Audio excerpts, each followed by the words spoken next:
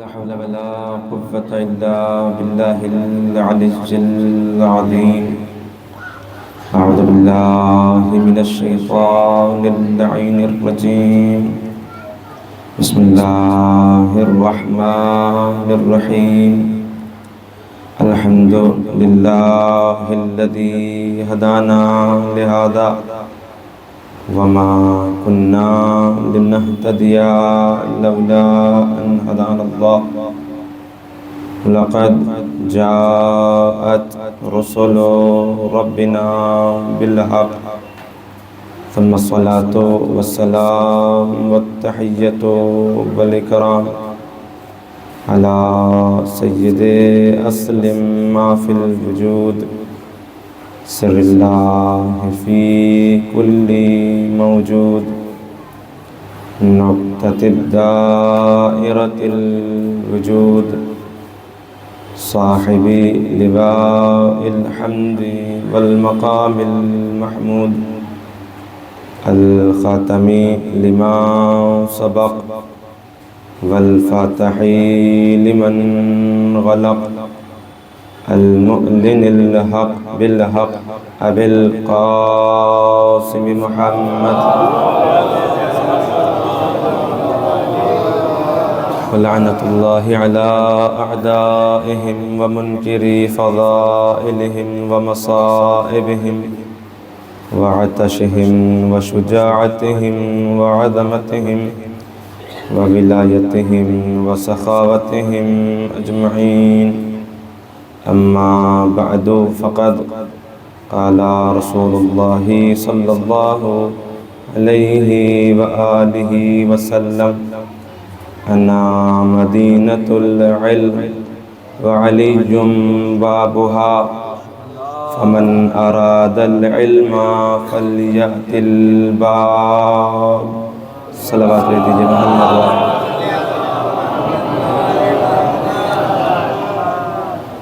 عزاداران مظلوم کربلا، ماتم داران سید الشہداء، قبل اس کے کہ گفتگو کا آغاز کیا جائے سب سے پہلے ہم سب مل کر بلند آواز سے اپنے زمانے کے امام کی صحت و سلامتی کے لیے دعا پڑھتے ہیں. بسم اللہ الرحمن الرحیم.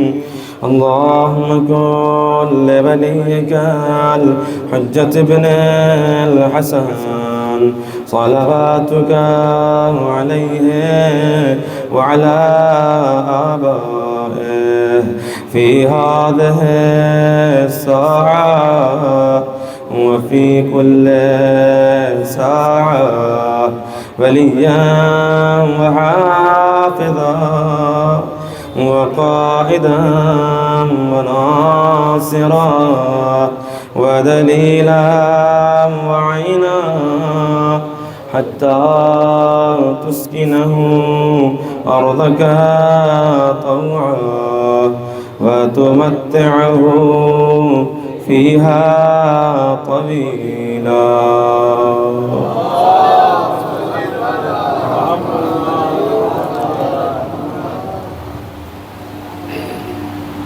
پیغمبر اعظم ختمی مرتبہ حضرت محمد مصطفیٰ صلی اللہ علیہ وآلہ وسلم اپنی مشہور اور معروف حدیث میں ارشاد فرماتے ہیں کہ انا مدینۃ العلم وعلی بابھا، میں شہر علم ہوں اور علی اس کے دروازہ ہیں. آگے فرماتے ہیں فمن اراد العلم فلیأت الباب.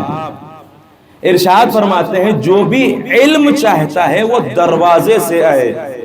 توجہ چاہتا ہوں، پیغمبر نے صرف اتنا ہی نہیں فرمایا. دیکھیں آدھی حدیث زیادہ تر سنائی جاتی ہے کہ انا مدینۃ العلم وعلی بابھا، میں شہر علم ہوں اور علی اس کے دروازہ ہیں. زیادہ تر اتنی ہی حدیث سنتے ہیں نا، اس کے آگے کا جملہ نہیں سنایا جاتا.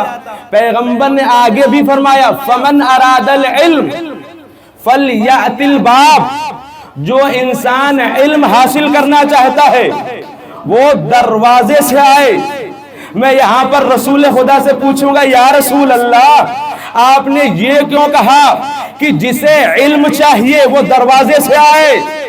تو عجب نہیں پیغمبر بھی آواز دیں گے کہ شاید آنے والے زمانے میں اگر کوئی بھی شخص کسی کو دیوار بنا دے یا چھت بنا دے یا کھڑکی بنا دے تو یاد رکھنا چھت سے نہ علم لینا، دروازے پہ آ کے علم لینا۔ صلوات بھیج دیجئے محمد والے محمد پر۔ اس لیے کہ چھت پہ کون جاتا ہے؟ چھت پہ وہ جاتا ہے جو چور ہوتا ہے۔ اگر چھت پہ جاؤ گے تو چور کہلاؤ گے، اگر دروازے پہ آؤ گے تو شریف انسان کہلاؤ گے۔ اور علم شریفوں کا شیوا ہے، چوروں کا شیوا نہیں ہے۔ لہذا پیغمبر فرما رہے ہیں کہ فمن اراد العلم فلیأت الباب، اگر تمہیں علم لینا ہو تو دروازے پہ آنا۔ دروازہ کون ہے؟ علی۔ انا مدینۃ العلم وعلی بابها، میں شہر علم ہوں اور علی اس شہر کا دروازہ ہے۔ دیکھیے توجہ چاہتا ہوں، پیغمبر نے یہ نہیں فرمایا کہ میں علم کا گھر ہوں، پیغمبر نے یہ نہیں فرمایا، بلکہ کیا فرمایا؟ میں شہر علم ہوں۔ میں اپنے بھائیوں سے کہوں گا، بھائی اگر حدیث میں گڑبڑی بھی کرنا ہے تھوڑا سا ڈھنگ سے کیا کرو، تھوڑی سی عقل بھی استعمال کر لیا کرو، ذرا انصاف کر کے تم ہی بتاؤ کون سے شہر میں چھت ہوا کرتی ہے؟ بھائی کسی بھی شہر میں چھت نہیں ہوتی، چھت گھر میں ہوتی ہے۔ پیغمبر نے یہ نہیں فرمایا میں علم کا گھر ہوں، بلکہ پیغمبر نے فرمایا میں شہر علم ہوں اور علی اس کے دروازہ ہے۔ اب اگر حدیث میں گڑبڑی بھی کر رہے ہو، اس میں ترمیم بھی کر رہے ہو تو تھوڑا سا عقل استعمال کر لیا کرو، لیکن عقل استعمال وہ کرے کہ جس کے پاس میں ہو۔ ارے دشمن علی کے پاس میں عقل ہوتی ہی کب ہے؟ وہ تو بیچارہ عقل کا مارا ہی ہوتا ہے نا۔ ایک صلوات بھیج دیجئے محمد وآل محمد پر۔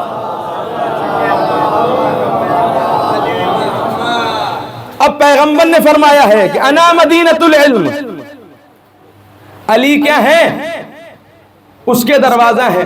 میں شہر علم ہوں، علی اس کے دروازہ ہے۔ اب جو علی کیا ہے؟ شہر علم کا دروازہ۔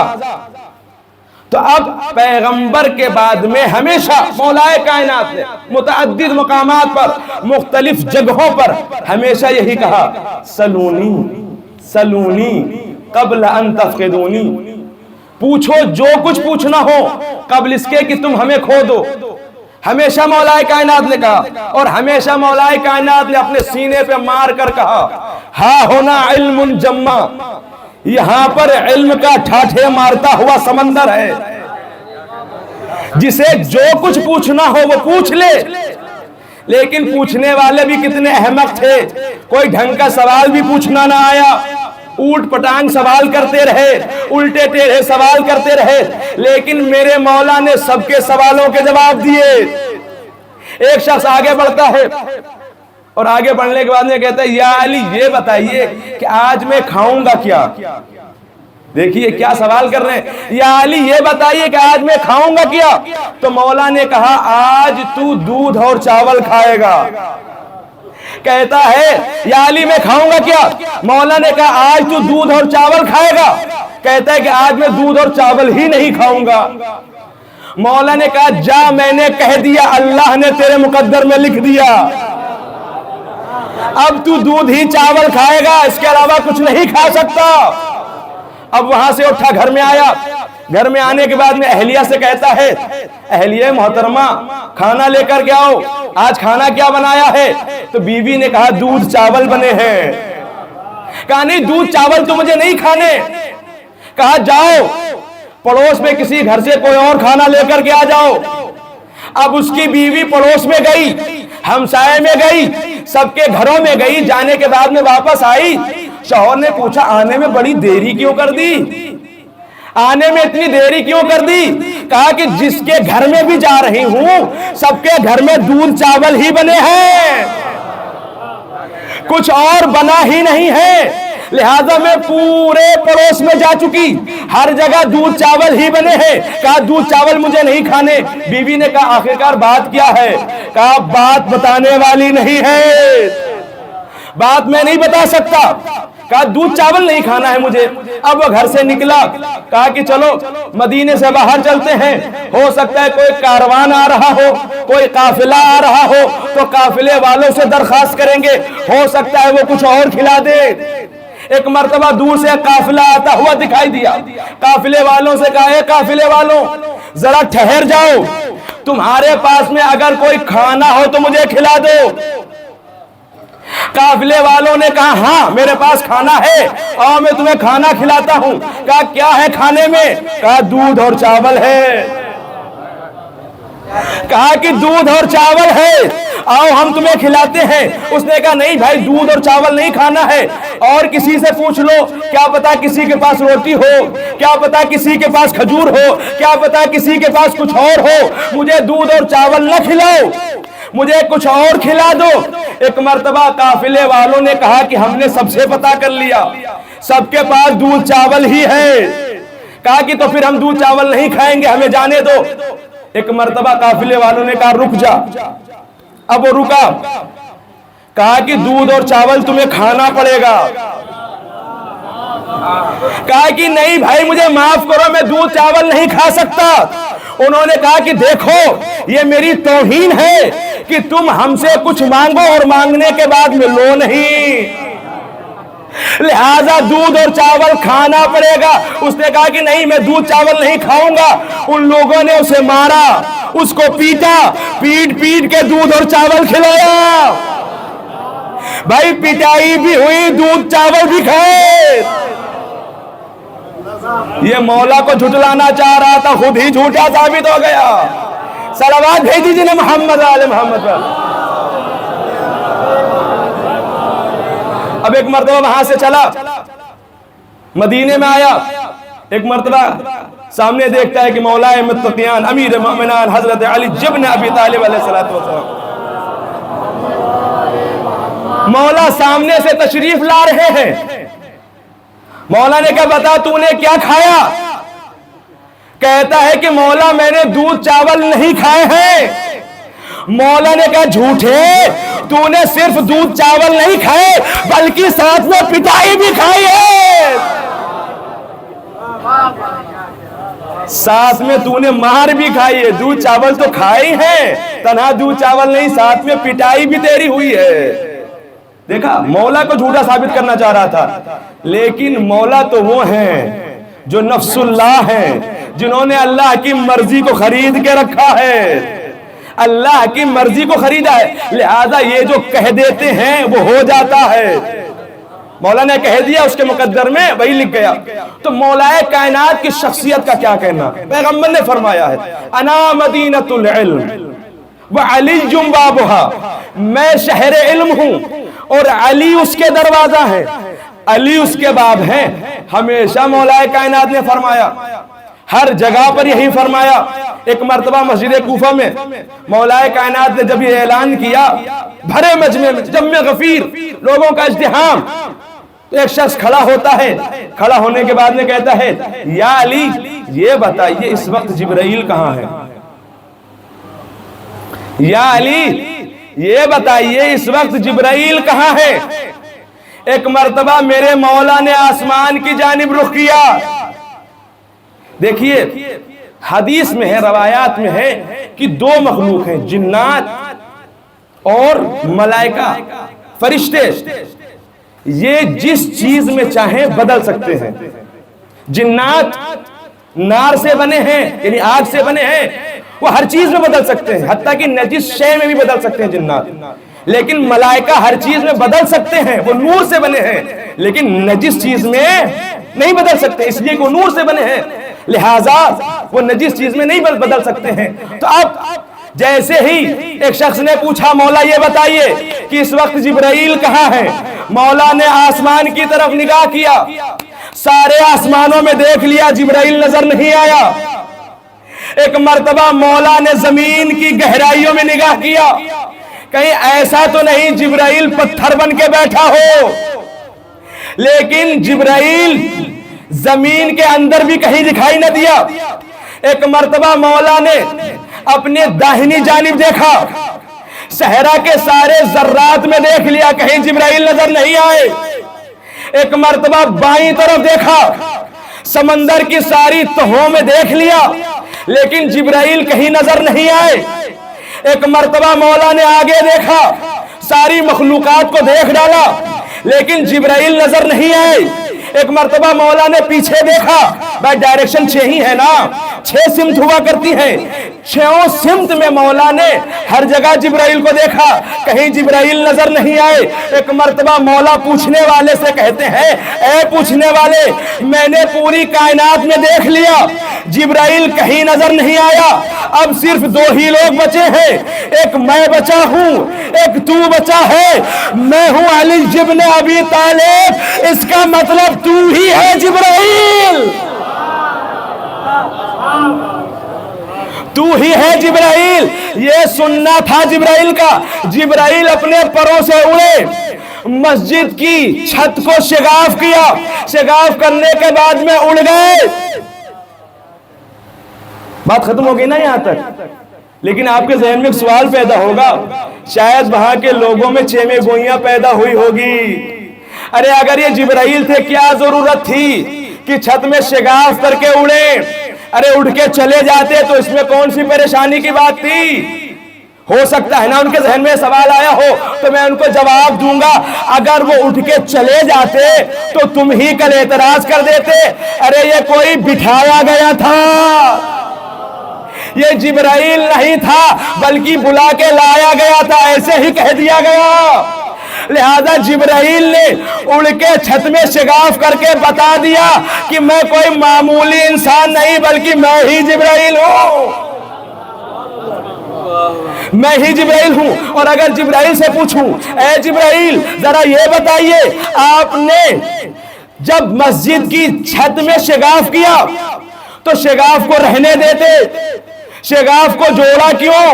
عجب نہیں جناب جبرائیل بھی آواز دے، میں شاگردی کا حق ادا کرنا چاہتا ہوں، میں چھت میں شگاف کر کے اور اس کے جوڑ کر کے بتانا یہ چاہتا ہوں، ارے جس کے شاگرد کے پاس میں اتنا کمال ہو، اس کا استاد اگر خانہ کعبہ کی دیوار میں شگاف کر کے دیوار کو جوڑ دے تو تعجب نہ کرنا۔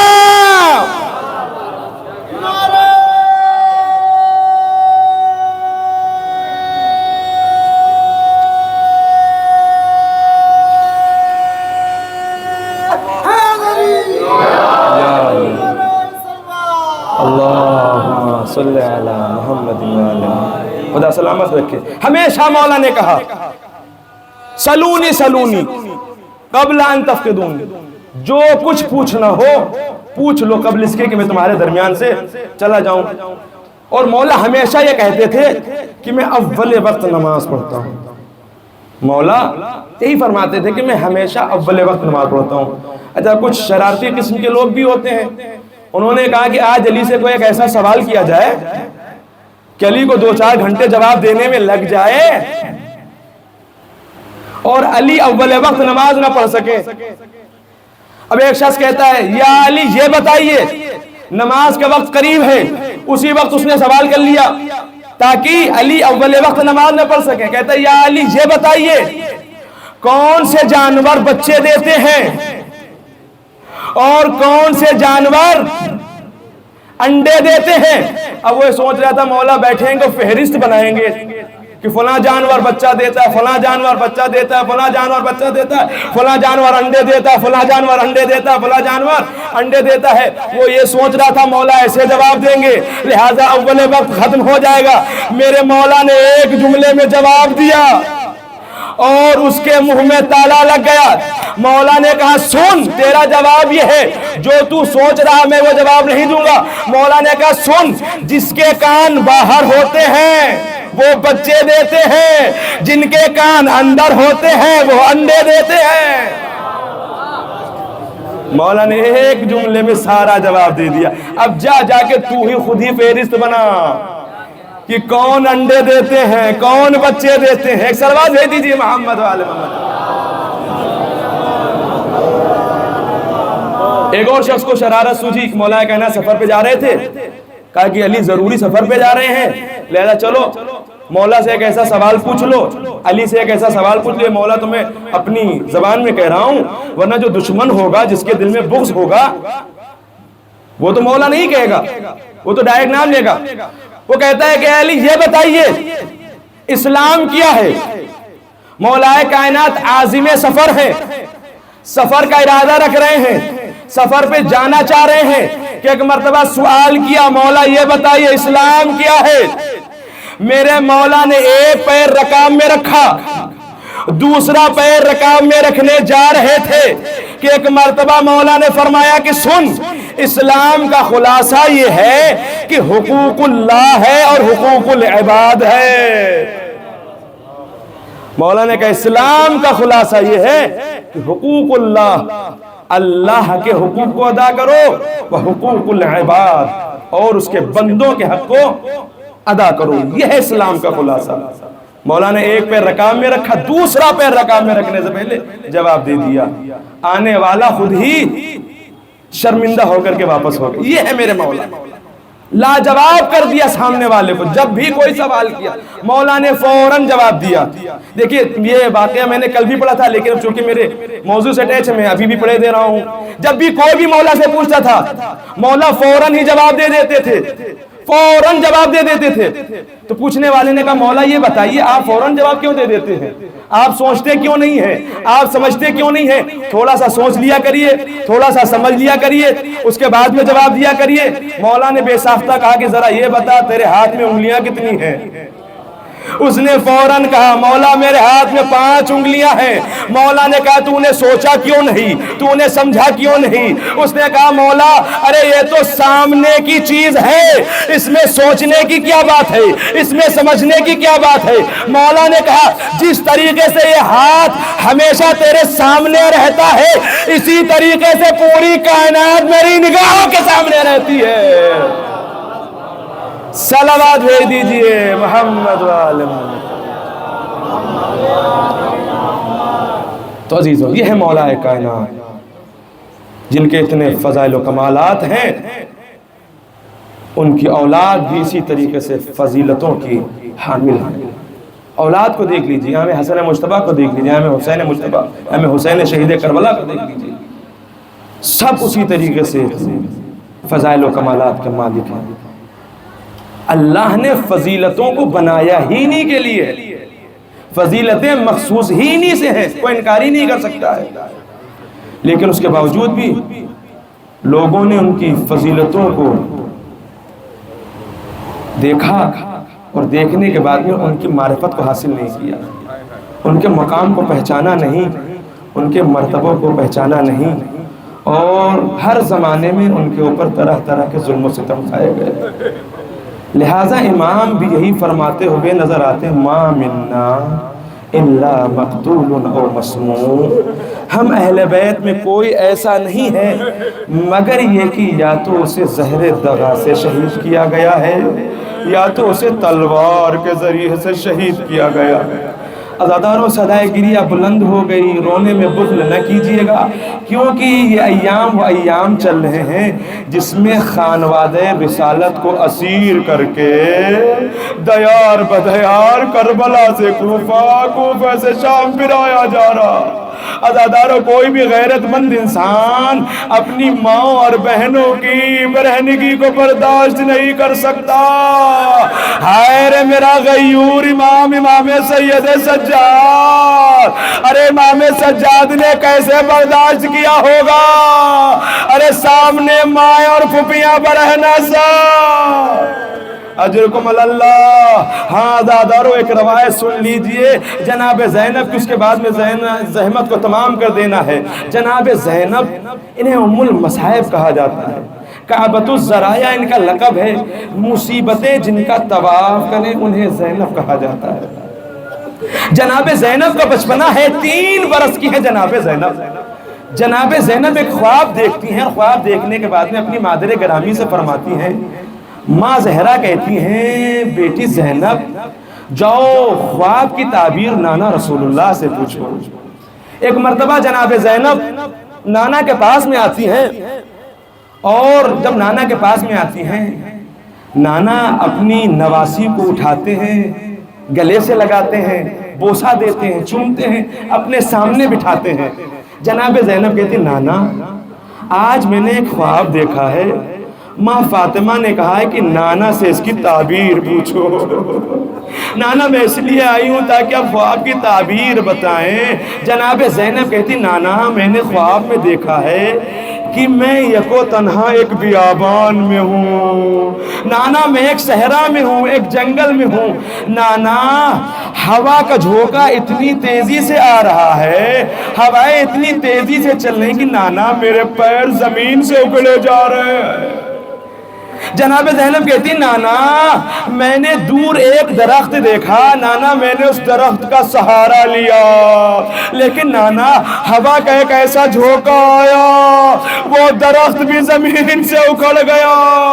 اس کے بعد جناب زینب کہتی نانا میں نے دور میں ایک اور درخت دیکھا، نانا میں نے اس درخت کا بھی سہارا لیا، لیکن نانا ایک اور ایسا ہوا کا جھونکا آیا وہ درخت بھی زمین سے اکھڑ گیا۔ جناب زینب کہتی نانا خواب یہیں پہ تمام نہیں ہوتا ہے، نانا میں نے ایک اور درخت دیکھا، نانا میں نے اس کا بھی سہارا لیا، لیکن نانا ایک اور ایسا ہوا کا جھونکا آیا وہ درخت بھی زمین سے اکھڑ گیا۔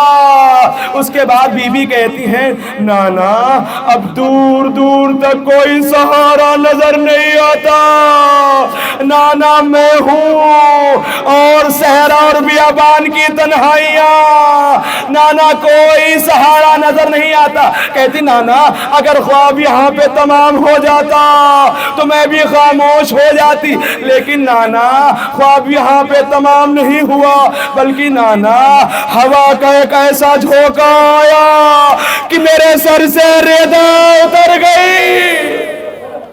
اجرکم اللہ، ہازادار ہو یہ سننا تھا۔ ارے پیغمبر کی آنکھوں سے اشک روا ہو گئے، پیغمبر گریہ کناں ہو گئے، پیغمبر فرمانے لگے اے بیٹی زینب ارے تمہارے تین سہارے، تمہارے بابا علی مرتضیٰ، تمہارے بھیا حسن مجتبی، تمہارے بھیا حسین، ارے تمہارے بابا کے سر پہ ضربت لگے گی، بھیا حسن کے جگر کے ٹکڑے دشت میں آئیں گے، حسین کو کربلا میں مارا جائے گا۔